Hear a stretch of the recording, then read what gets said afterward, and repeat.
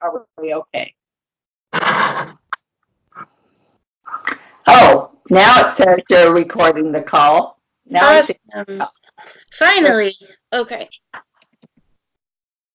Okay. Well, good morning. Morning. It's nice to see you. It's nice to see you too. Okay, so I'm just gonna ask you some questions, and I know your job kind of covers all like many things. Mine particularly is addiction counseling, or substance abuse kind of area. Um, that's kind of the main, but I just your job in general, I guess. So the first question is, what was your education like? Well, if you want the entire thing, I took nursing out of high school, but then due to people asking for my advice, etc., I went back to school at 39, and I got a BSW, MSW, and THD, which is Doctor of Theology with a major in Christian psychology. Then when I started working in public mental health, they asked me if I would get a CADC1, which is the Alcohol and Drug Counselor one. Okay. And so I did that, and then I decided to take on the gambling addiction problem Okay. counseling, and so I got that one as well. That's a lot. That's awesome.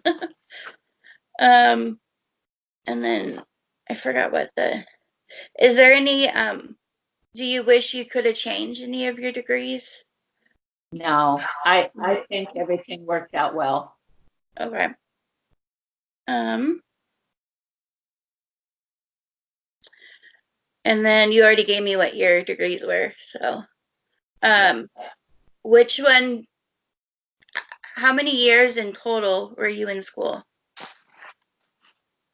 Well, if you count the certificates, the CADC1 and CGAC1, let's see, um, probably 10 or 11 years of college. Wow. So I have a ways to go. Yeah. Well, I mean, the CDC one, if you're looking at the addictions counseling, that's a very easy. Well, it's like when I took nursing, I started with the LVN in California. It was licensed vocational nursing, and in Oregon, I think it's practical nursing. I got the nurse's aide, and then I went on and got the LVN, and then went into the RN program. So it's kind of like that. I think it's a shorter course. It's one that doesn't require as much background education. So that's very helpful to have a course like that. And then if you want to go on, you could get a CADC2 or a MAC. I mean, you have a lot of options. That's good to know. And the certificates you can always just add on later on too. Yeah. Right. What suggestions do you have for someone pursuing the same degree or degrees? Okay. Do you want me just to focus on the addictions? Yeah. Okay. So if someone has a substance history, one thing I would say for them is remember that everyone's journey is different. Mm-hmm. If, like me, you don't have an addiction history, sometimes we're a little naive about what the clients are telling us, because most of these people, they will sound very sincere. I know I'm giving it up. I'm going forward and stuff. But addiction is a very hard thing for these people to get away from. So realizing that you're sowing seeds, but a lot of these people are there because they're mandated, and they really don't want to be there, and a lot of them don't want to give up whatever they're addicted to. So just realize it's a little bit hard to feel like you're getting a lot of success stories, but you have to realize you're planting seeds, you're doing your best to try to help them. And so making sure that you understand that not everyone's going to be a success. And then, and a lot of them lie. Yeah. They just lie because they don't want to be in trouble again, so they lie. Yeah. And um, and also, um, that I think is probably the biggest thing to remember. Don't go into it expecting you're going to help every single person stop their addiction. Yeah. That's a good thing to remember. I know because I'm that way where I'm gonna want to fix everyone, and you just can't do That's that.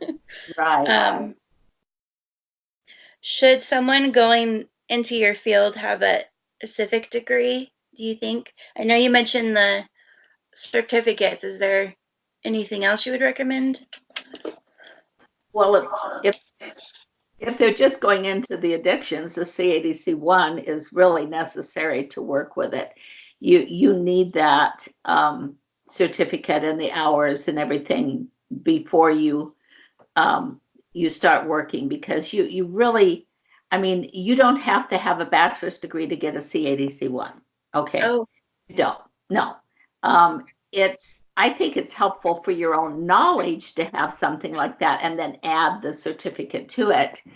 But if you're not really wanting to, I mean, if your bachelor's degree is like in social work, like mine is, um, you can do so many other things, but adding that certificate just gives you another step in.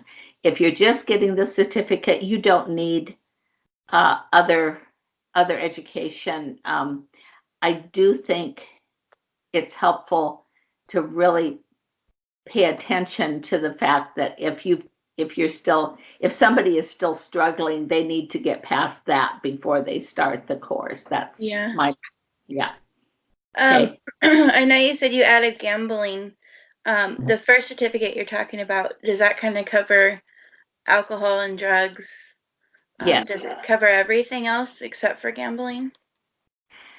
It's it is totally an addiction, a substance use certificate.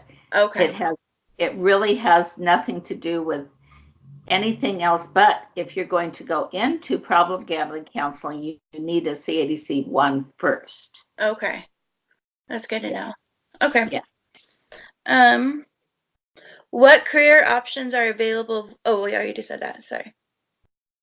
No, I don't think No, we we did. didn't know. What career options are available for someone with your degree? Well, for substance use, going in and being a alcohol and drug counselor at most, places that have public mental health and addictions there's a lot of need. I Yeah. mean, right now, I believe there's like, not in the company that I work for, which, by the way, in 3 weeks I'm retiring. So Oh, yeah, so I'll be, well, I'm 68 and I've been working for a long time. yeah. Yeah, it's time. But our particular company doesn't have any openings for the CADC one right now. But in the state of Oregon, I mean, there's like 45 or 50 openings. So it's a Oh, place, wow. yeah, and it can go with you into a lot of places. Other, like if somebody wanted to go to Washington or California or whatever, you have to check and see if the CADC one covers you. I think California's a little different, but I'm pretty sure Washington has. So it gives you more options than somebody like me. Say if I wanted to continue working in Washington instead of Oregon, I would need to look into the licensure in Washington, Yeah. you know. Mm. But you can work in facilities like, there's a lot of different inpatient substance use facilities that you can Yeah. work in. Some very nice ones. I don't think there's any locked ones, but I don't know that for sure. I just know that they do employ CADC ones. And have you always worked in your private um, facility, or have you worked for other Well, facilities? when I met you years and years ago, and you weren't a client of mine. I'm just Yeah. making that clear, so I'm not breaking any HIPAA Yeah. laws. But when I met you, I was in private practice. In 2010, after the recession kind of hit Prineville real hard, where I had Yeah. my main office, I went to work for Community Counseling Solutions, which has the public mental health and addictions for 4 counties in Oregon. Oh, That would wow. be Wheeler, Gillum, Morrow, and Grant. So I've been there 9 years. Uh-huh. So it's a lot different than private practice, but it's been a good experience, and so that's where I'm retiring from. That's awesome. Um, what are your work demands?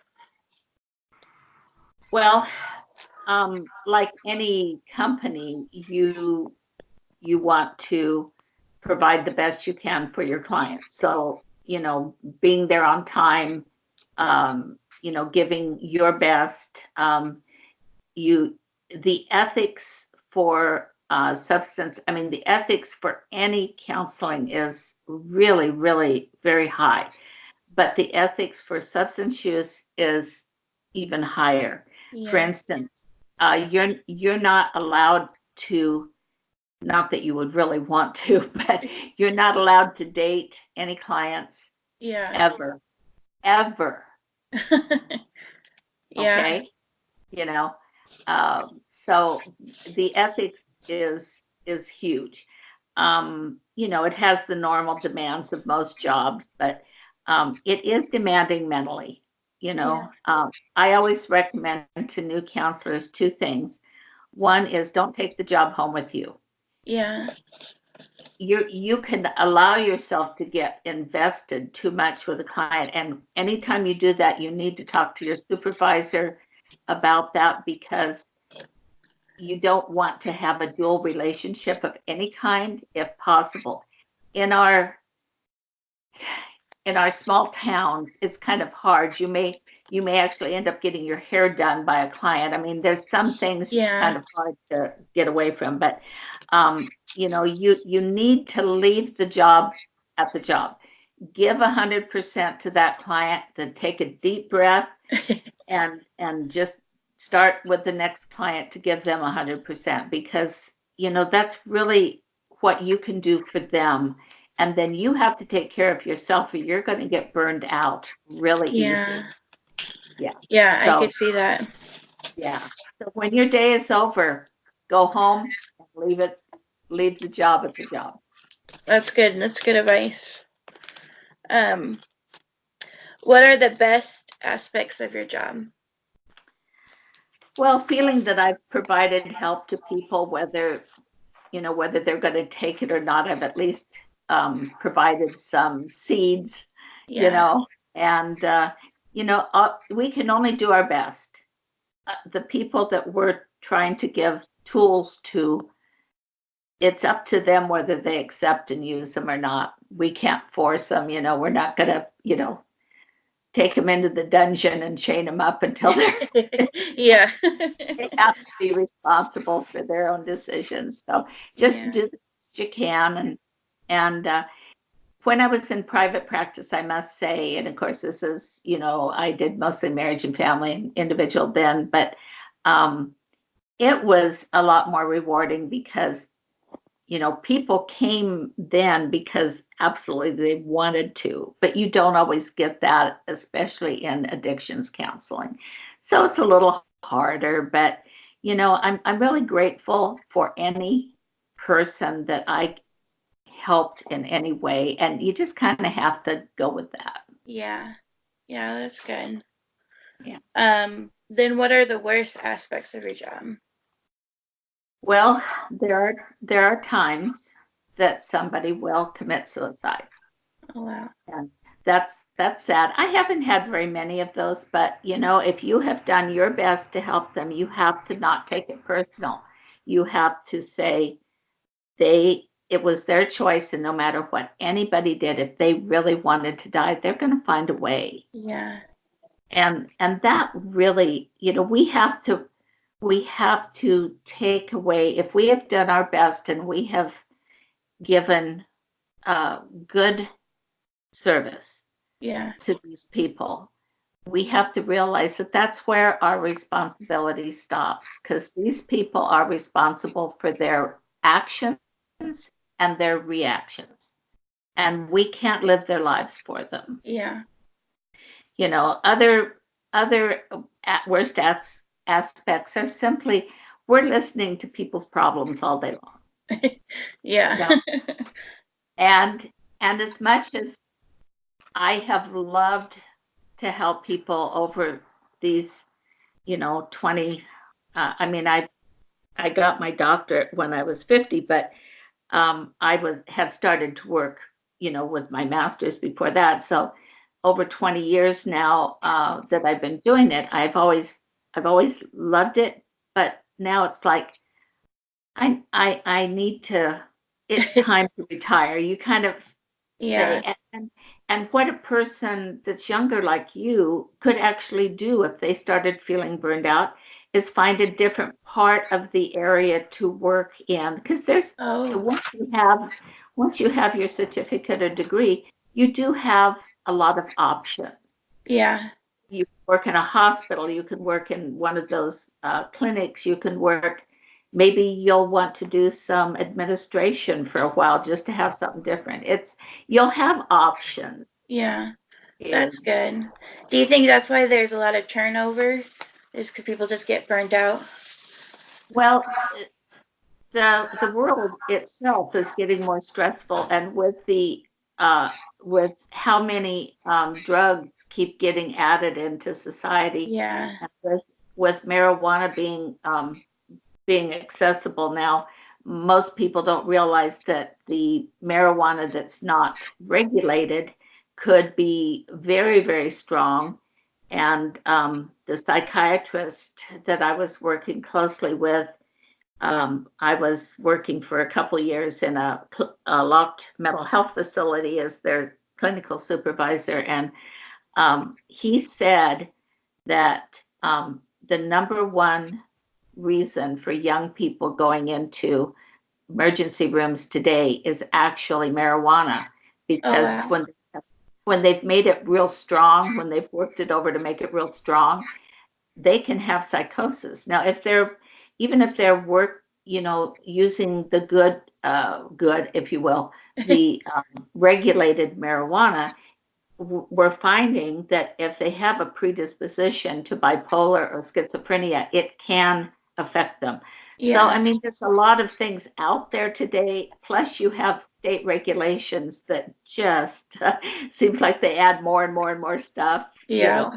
So but realize, take a breath, just go in, do the things, do your best, and if you'll have a supervisor somewhere, because the CADC ones cannot work in private practice. Oh, okay.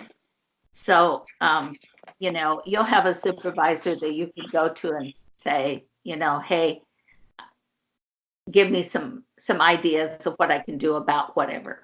Yeah. That's good. Am I getting too long here for you? No, no, this is perfect. This is what we want. Okay. And then because this is like we had to choose our ones that we wanted to present on, and this is actually an area that I'm interested in, and so I love hearing all this. Oh, okay. um, what advice would you give to someone thinking about pursuing the same job? I think you Well, kind of gave some.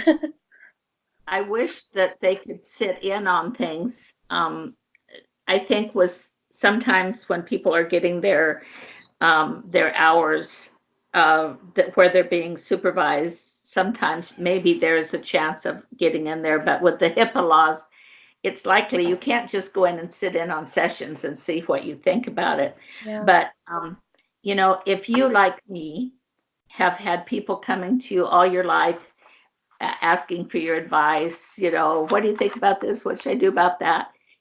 Hey, go for it. I Yeah. mean, if you love helping people, go for it. If you find out down the road that it's not for you, there's no law that keeps you there, Yeah. you Yeah. know. That's what. I'm Sorry, go sorry. ahead. Again, there's many different options that any of these degrees can let you work with. Yeah, I chose the social work master's because you can actually do more with it, as far as you can do some private practice with that before you even have your your license. that's You good can to know. working that. Well, maybe things have changed by now. I don't know. This we're talking, a long time ago now. So, but as far as I know, it's still a really good option for many different areas. That's good to know because I'm definitely in that place where I'm looking now at what master programs, and there's just so much out there. And so it's hard to kind of know. So that's good advice. Sure. And then the last one is, what else do you think we should know about your profession? Well, you need to be going into it because you want to help people. Don't go into it for the money. None of us make exorbitant uh, salaries. Yeah. If you have um, like my niece is a neuropsychologist and works for the VA in Yountville, California. She Awesome. does very well. Yeah. She has two very expensive little sports cars in her garage, but uh, most of us we need to go in it really. And she did go in because she wanted to help people too, but Yeah. she does make a good salary. It's not about the money. Yeah. Yes, you need money to take care of yourself and your daughter. You need money to pay the bills and eat, Yeah. minor details. And you really need self-care too. So sometimes you need to just do something fun. And I don't know if you've noticed, but I try every day, practically every day, to find something funny to put Yeah. on Facebook, just because we need laughter. We need to lighten up, Yeah. especially when we're dealing with people that are having problems, and we deal with them all day. Yeah. So to me, I mean, if you're starting in the lower education required fields like a C80C1, it is more than minimum wage, but it's not a huge salary to start with. But you can work into things very rapidly. And as you take CEUs, that's continuing education units, which everyone that has any kind of certificate or degree in the mental health or addictions field has to have so many CEUs per year. Oh, okay. Find ones that are interesting to you. Um, if you're working for a company, quite oftentimes they will cover the expense of those. Oh, Um, awesome. but even if they don't, if they didn't, send me an email and I'll send you a link to one that I've used that isn't real expensive to get some Okay. seeds. But anyway, yeah, I think really that's the main thing. Most people do go into these fields because we care about helping others. Yeah. But if you expect to, you know, retire at 50 with $1 million, isn't going to happen. Yeah. Yeah. Yeah. Well, awesome. Well, I appreciate you so much taking your time to let me interview you. Oh, Um, a pleasure. and I'm congrats on retiring. I know Thank you. you've done a lot, and I just want to state you mentioned it earlier, family friend, which is how I know you, and so I appreciate, um, yeah, I appreciate your willingness and to share. And I think you definitely. I remember talking to you when I was in high school, trying to figure out what I wanted to do. And I think you mentioned that I should look into being a counselor because I've always been that person, like you said, that people have always come up to. Yeah. And so I think you were definitely one of the big people that kind of influenced me. So I appreciate that.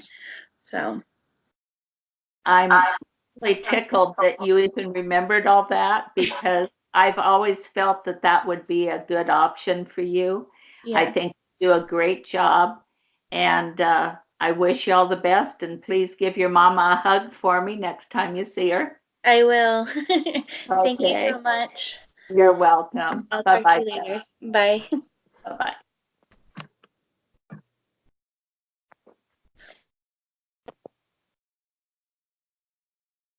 Okay.